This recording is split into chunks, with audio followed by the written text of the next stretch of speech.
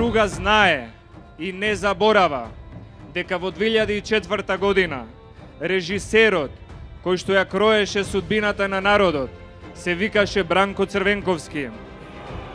Струга знае и не заборава дека главната улога во тој филм, во таа режија, со поигрувањето на судбината на Стружани, ја доби Стево Пендаровски. Тој ја играше главната улога и тој го стави својот подпис и печат на прекројувањето по етничка и по политичка линија. Стево Пендаровски заедно со Црвенковски ја продаде Струга само за 5 години мандат на еден човек кој што беше за жал председател на државата.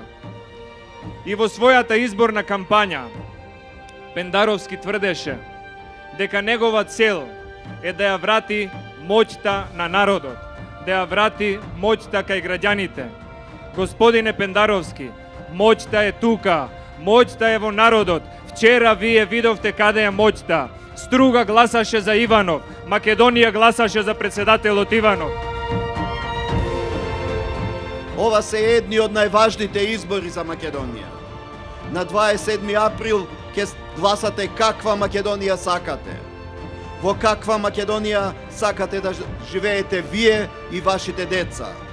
На 27 април вие одлучувате. Ве повикувам да гласате. Направете ја вистинската одлука. Затоа излезете и гласајте. Да го задржиме и да го засилиме темпото на развојот, на перманентни реформи, на работата за доброто на сите граѓани. Повеќе пати нагласив, денес успешноста на политиката се мери по бројот на отворени нови работни места. Вчера го дадовте гласот за таква политика. Политика на илјадници проекти и десетици илјади нови работни места. Излезете и покажете дека Струга е цврст темел на Македонија. Дека Македонија е цврсто втемелена во Струга. Државата ни е пред се. Македонија ни е пред се. Извојувавме голема победа во првиот круг. Покажавме дека има разлика. Вчера сите се радувавме, но денес продолжуваме. Продолжуваме за парламентарните и за вториот круг на председателските избори за 2 недели. На еден чекор сме до двојна победа, но мора да продолжиме. Мораме да го завршиме започнатото. Немојте да мислите дека Македонија може и без вашиот глас. Дека има доволно избирачи. Немојте да се залажувате дека еден глас повеќе или помалку не прави разлика. Секој глас прави разлика. 2 недели брзо ќе поминат. Продолжуваме со исто забрзано темпо. Секој глас е важен. Секој глас се брои. Ве повикувам да гласате за да направиме разлика. Ве повикувам да гласате за да ја зголемиме разликата. Да живее Струга, да сте живи и здрави. На 27 април да славиме двојна победа. Победа за Македонија.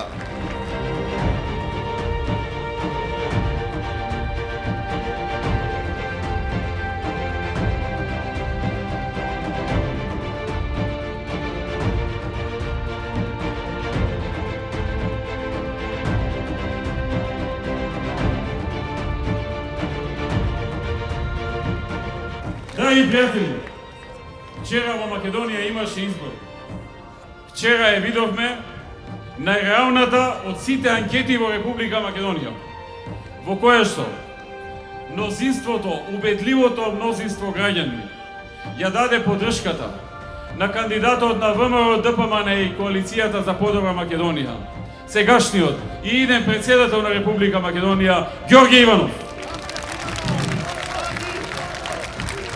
И драги пријатели, на сето тоа, наместо доблесно да се изреде, да се честита, да се признае пораз и да се каже дека од сето тоа ќе се извлечат поуки за војнина, ние вчера имавме едно срамно излегување на Зоран Заев, кој што во стилот на неговиот идол и се уште неформален шеф Бранко Црвенковски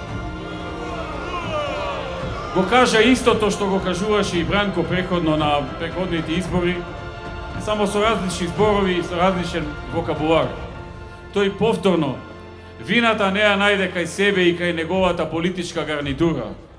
Вината не е никаде кај нив, во нивните редови. Вината е само на друго место. Па вината ја најде и кај народот и кај нас, како да ние сме му криви, што мнозинството граѓани не им веруваат, затоа што и во оваа кампања ги лажеа и ги манипулираа. Постојано овде низ градовите и велеа дека се промениле, само затоа што ја промениле бојата од плава лилјакова. Се обидуваа да ги украдат нашите поранешни слогани за промени и првиот слоган што јас го имав кога станав претседател на ВМРО ДПМН е нов почеток.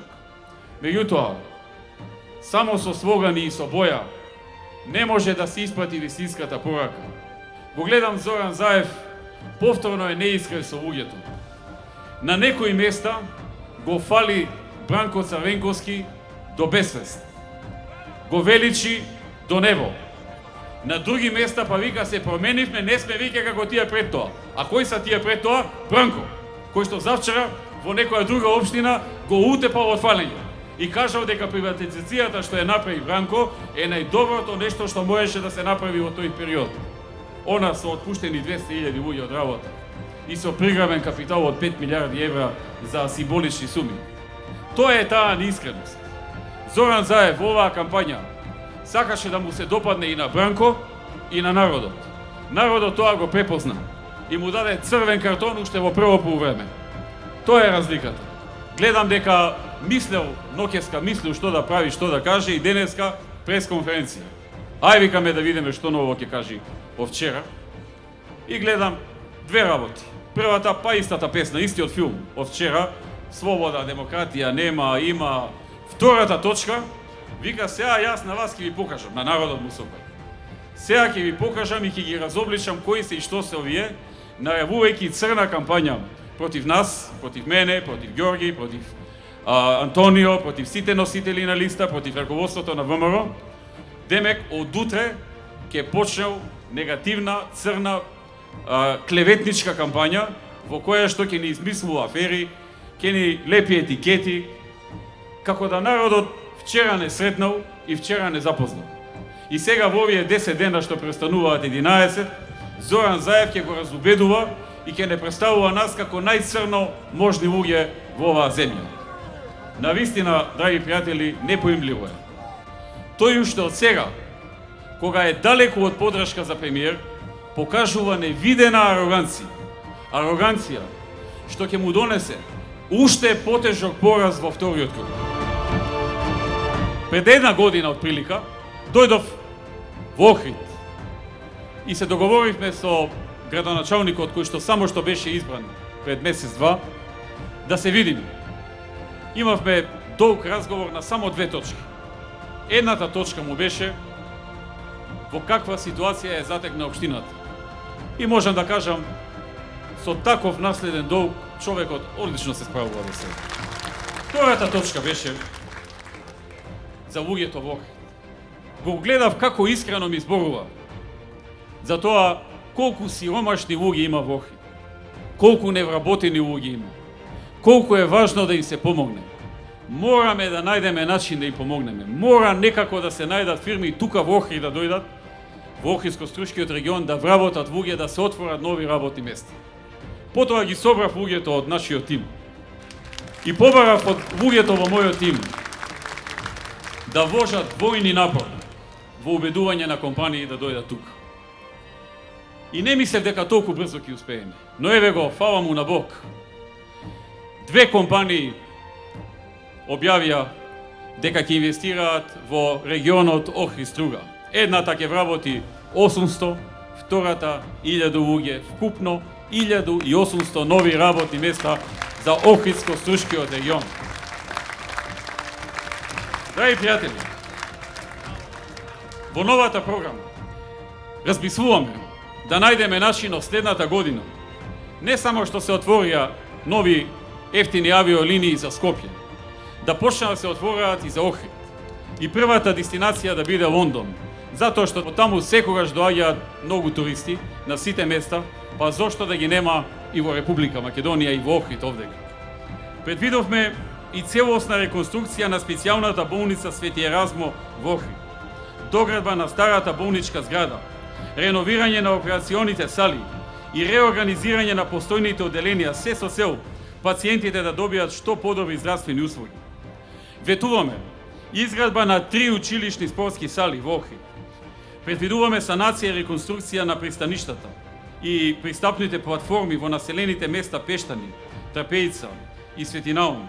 Се работи мастер план за развој на ски центар во Националниот парк Галичица. Планираме градба на експресен пат 4 ленти помеѓу Охрид и Пештани. Планираме да се заврши градбата на комплексот кај Плаошник. Наскоро очекуваме во Охрид да почне градба на прв хотел со 5 звезди и прв хотел кој ќе биде дел од меѓународен ланец. Наскоро почнува градбата на технолошко-индустријската развојна зона Струга Охрид. Зоната уште не почнува да се гради, а веќе 2 компании објавија дека во таа зона ќе изградат своји фабрики, своји капацитети. Се сеќавам 2006 година, кога доаѓавме на власт пред да дојдеме, го побарав Антонио Милошевски по телефон во Германија. Побарав од него, ако може, да ги стави во умерување докторските студии. Тој таму магистрираше и почна докторски. И да дојде, да ми помогне мене, на партијата и на државата. 5 години беше министер за надворешни работи. Даде се од себе да ја промовира Македонија и интересите на македонскиот народ и на сите граѓани во Македонија. И успешно го правеше тоа. Истото продолжи да го прави преку парламентот. Тој ја заслужува вашата подршка. На 27 ве повикува масовно. Потребни ни се 62 пратеника. Ако некој доскоро се сомневаше кој ќе победи, сега веќе е јасно. Ако некој доскоро се сомневаше колкава ќе е разликата и дали воопшто имаме шанси за 62 пратеника, сега е јасно дека малку ни фали. Ни фали малку повеќе енергија од оние кои не излегоа да гласаат, оние кои се колебаат, оние кои што можеби еве нешто ги разочарало, можеби некоја наша грешка, можеби некој неостварен нивни план. Малку ни треба повеќе да дојдеме до 62 места, да не уценува ДУИ, да не ни бара промени на устави, да не ни бара да го одземаме правото на граѓанинот, да ДУИ бира председател, а не граѓанинот, да не тера, односно да не уценува да ни цела Македонија со сила секој да учи албански јазик и да имало двојазичност на цела територија. Пак ќе кажам, јас немам ништо против албанскиот јазик. Секој јазик е богатство за секој човек. И секој кој сака и има време и можности да го научи, нема ништо лошо. Ама да ги тера со сила цел народ, тоа е радикално барање. И овој народ, овие граѓани, оние кои што се уште се колебаат, треба да ни ја дадат поддршката да ставиме крај на овие радикални барања на ДУИ. Ни треба малку само малку ни треба енергија повеќе. Ни треба повеќе енергија и од Охрид. И во Охрид има некои што се колебаат, што не излегува. Дајте сите заедно да се фокусираме на најмокната политичка гарнитура, на најсилниот економски тим во Македонија, на најквалитетната програма во Македонија, да ја дадеме поддршката. Од темнина до светлина, од солзите до насмевка, од зборовите до делата, има разлика.